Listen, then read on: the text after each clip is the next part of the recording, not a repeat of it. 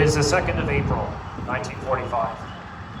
With the Second World War drawing to a close, the 1st Canadian Army masses along the German and Netherlands borders, preparing to launch offensives to liberate the Netherlands and crush German resistance in northern Germany. As their predecessors had done at Vimy Ridge in 1917, all Canadian forces in Europe are now fighting together along the same stretch of front line. Today, the Queen's Own Rifles of Canada move out with support from the 27th Canadian Armoured Regiment, Sherbrooke Fusilier Regiment, to support Operation Plunder, the attacks across the Rhine and Oude IJssel rivers. They move north from Kildare, attacking toward Maud-Kapelle in the southeastern Netherlands. The German troops facing them are from the 346th Infantry Division, namely the 857th and 858th Fortress Infantry Regiments. They had battled Allied forces from Normandy back to the Netherlands and are now badly depleted and exhausted.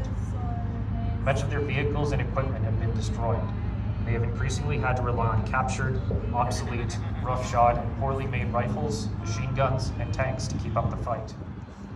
With millions of young adult men having been killed in battle, teenage boys conscripted from the Hitler Youth are now serving in frontline combat units.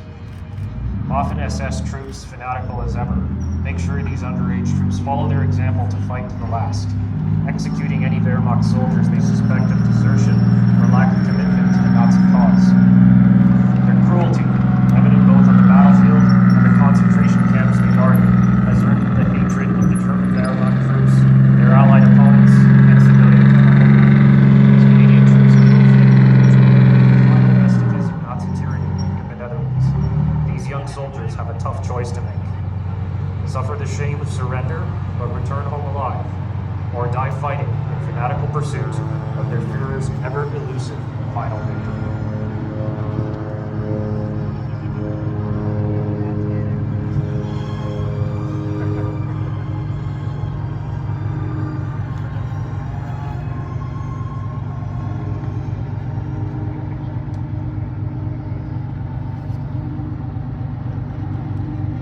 Right, here we are between Kildare and Maud-Kapelle in the Netherlands, 1945. This particular German unit is entrenched in some grassy knolls with 2 machine gun positions forward and in the rear of the arena as you see them, plus an anti-tank gun position to fall back to in case they get overrun, plus armored support from a Sturmgeschütz 3 self-propelled artillery vehicle and a captured American M8 Greyhound in the rear.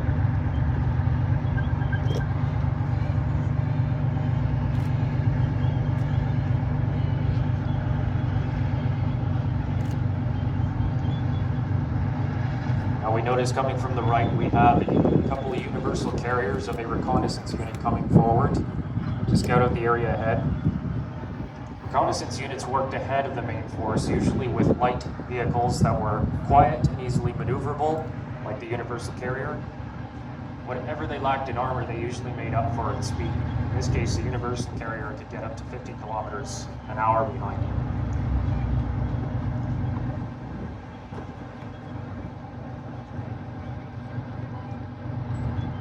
Now these universal carriers are looking ahead through the grass, not seeing anything just yet.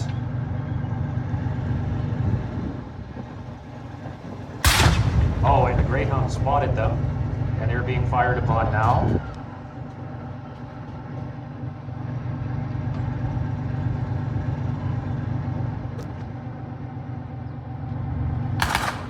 And now the infantry have spotted them, and they made contact.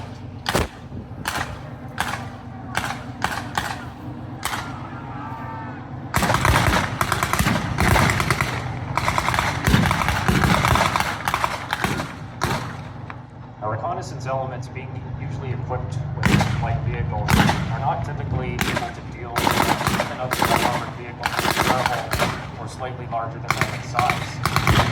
So the captured Greyhound is taken out by the universal carriers, and the others quickly retreat back into their positions. So they can form their own infantry and armored units once encountered and determine how to get here.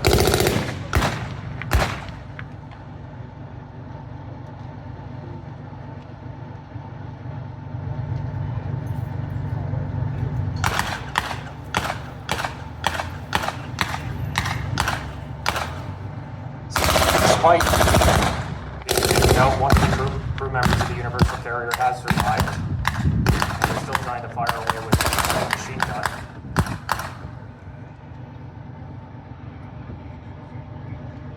But in the meantime, it's quiet as they wait for the inevitable advance of Allied units, and in they come.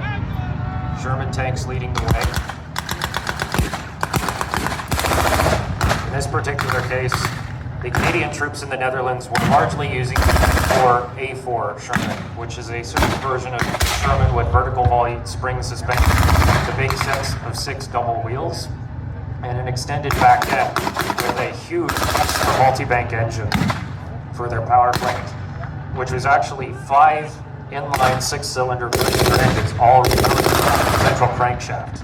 A whopping 30 cylinders that put out 370 horsepower for a 33-ton vehicle, certainly necessary for a vehicle of that weight. Unfortunately, the Sherman, being somewhat more gradually outclassed by this point in the war, has been taken out by a shot from the Stug and Greyhound, so their crew are bailing out right now. The Sherman was one of those cases of reliability and ease of manufacture proving their worth over that quality and invulnerability.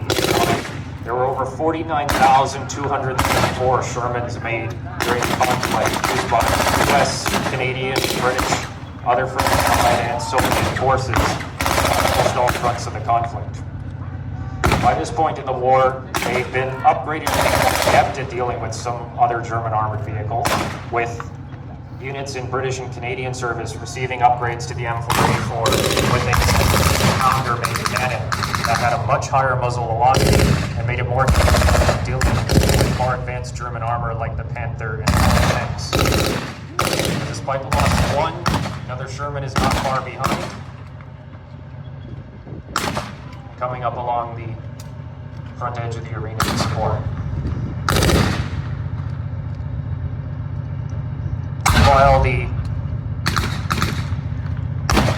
Meanwhile, the Stug has now been taken out by that more upgraded cannon on the Sherman. The Sturmgeschütz 3 in this case, that you see sitting on the hill on the left, was actually originally made to be a self-propelled artillery vehicle that was meant to be used in an offensive assaulting role against fortifications. Equally attempted being a destroyer in a defensive role, which it took on much more later in the conflict. That being said, they are made on the chassis of the much earlier Panzer III medium tank, so their armor is not especially substantial, and even some earlier versions of Shermans could deal with them reasonably well. That being said, they were still a considerable, especially with later being upgraded with a 75mm cannon, as this one was, which is why they prioritized it to take it out. So meanwhile, the Germans are losing armor support, that captured them a Greyhound being all that they've got left in this particular case.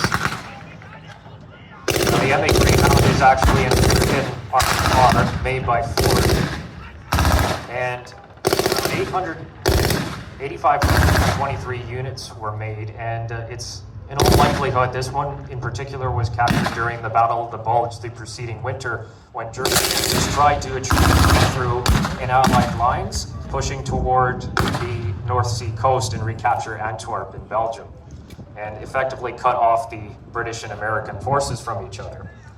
Unfortunately, it wasn't quite successful, but their modest advance resulted in some significant capture of enemy equipment, and as they lost much of their own equipment throughout the rest of the war, they pressed some of this captured equipment back into service.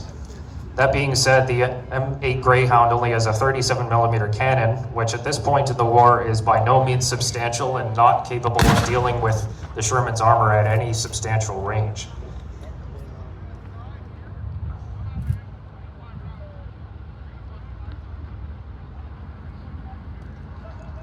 All they otherwise have to fall back on now are their Hanomag SDKFZ 251 half-track, which is only equipped with machine guns in this particular case, and their anti-tank gun in the rear, which is actually, although it looks like a German Pak-36 anti-tank gun, it's actually a different foreign model based on that cannon called the Soviet M1937 53K. During their invasion of the Soviet Union, the German forces, of course, captured lots of Soviet equipment, including this one that built and based on their longer before the war broke out. So when they captured these cannons, even though they were slightly higher caliber, 45 millimeters, they were otherwise largely the same as their own, making it very easy for trained troops to adapt to the cannons that they captured and use them on other fronts as well. It was no slouch earlier in the conflict, being able to put out 15 to 20 rounds a minute with a muzzle velocity of 760 meters per second, firing out to 4,000 meters effective range. That being said, it could only penetrate a maximum of about 32 millimeters at 1,000 meters distance. And with Germans, even earlier in the war, having around 51 millimeters at the least, and by this point having around 75 millimeters, these cannons are now simply what Germans have come to refer them as door knockers. They're not being all that capable any longer. Now, as you can see, the Universal Carrier Platoon with the Queen's Own Rifles is moving up alongside the Germans to offer more support. Universal Carrier Platoon would usually have 13 Universal Carriers among them, usually equipped with the .303 caliber British Bren machine gun that had been adopted based on the Czech ZB-VZ-30 machine gun from before the war. And it's amazing how much of the British combat doctrine was actually based around, along with putting it in vehicles for infantry and engineer roles. The infantry, of course, would carry it as their light machine. And rather than fed from these 30-round top-fed magazines that were reloaded into the weapon.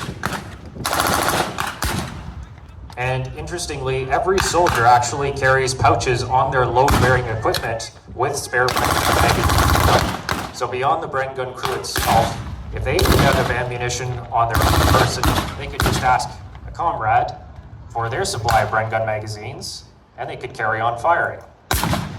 Bren gun's also equipped with a quick change barrel because, as you can imagine, every 200 rounds or so, the barrel would get very hot, and you wouldn't want it to be warping and even melting on you while you're firing the enemy.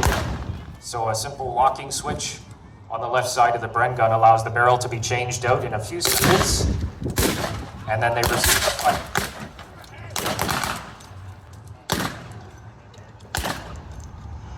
Meanwhile, the Germans are trying to hold on to their two machine gun positions with their MG-42s.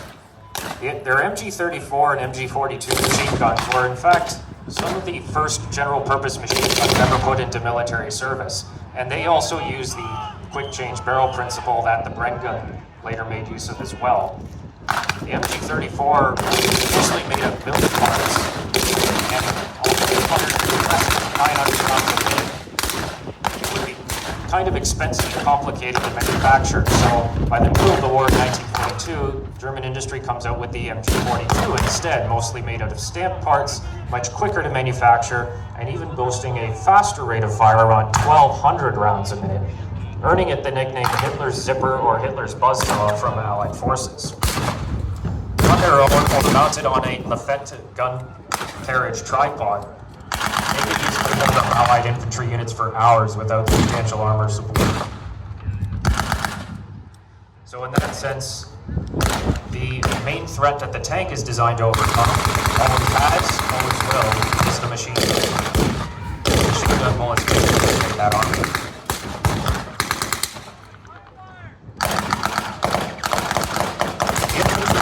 On the Canadian side are armed with Lee-Enfield No. 4 Mark I rifles, which are an improved and simplified mass production version of the rifle that was used in the First World War by some of their own forefathers. In this case, the differences are relatively minimal, with the barrel sticking out the forward end a little more pronounced than the prior model, and a spike bayonet being used instead of a sword bayonet, the performance largely being still the same with the same .303 British caliber round. German forces, meanwhile, use the Carabiner 98K as their rifle, which is the first time now that they've adapted to a short rifle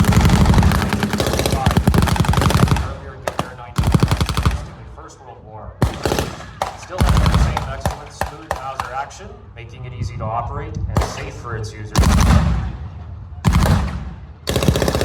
And still using the same 7.92 by 57 millimeter cartridge.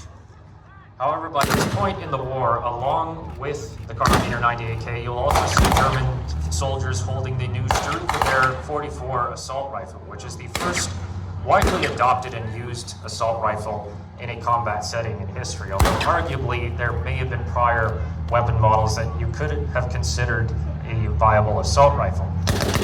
In this case, the idea is that rather than that full-size 7.92 millimeter by 57 millimeter round, you shorten that round to 33 millimeters instead. That makes the weapon more controllable when it has its 500 rounds per minute rate of fire.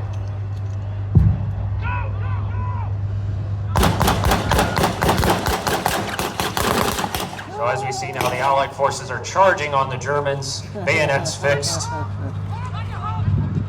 and not wanting to be involved in this fight anymore and risk their lives for a lost cause, Germans put up their hands and surrender so that they might see another day. That being said, processing prisoners like this was not by any means as mundane a task as it might seem. In fact, it is actually quite dangerous. The Allied soldiers have to collect the Germans' weapons, all while keeping their close eyes on them, make sure they didn't pull out a hidden pistol, grenade, bayonet, combat knife, or try to run away, in which case they'd be considered active combatants again and could actually be killed.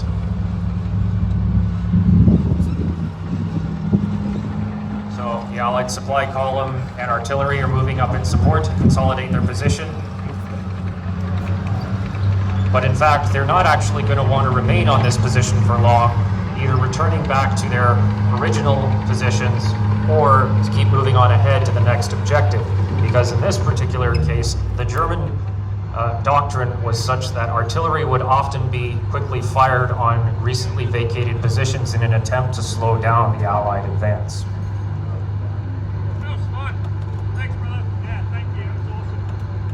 You also notice the infantry inspecting the Stug to make sure that it is in fact fully taken out and no longer operational and does not pose a threat to them any longer.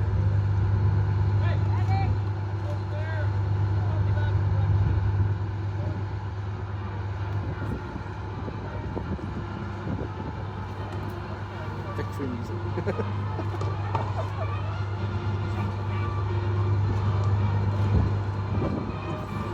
that the 50 cal?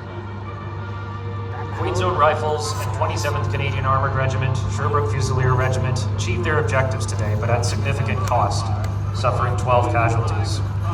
Overall, 42,042 Canadians made the ultimate sacrifice throughout the second.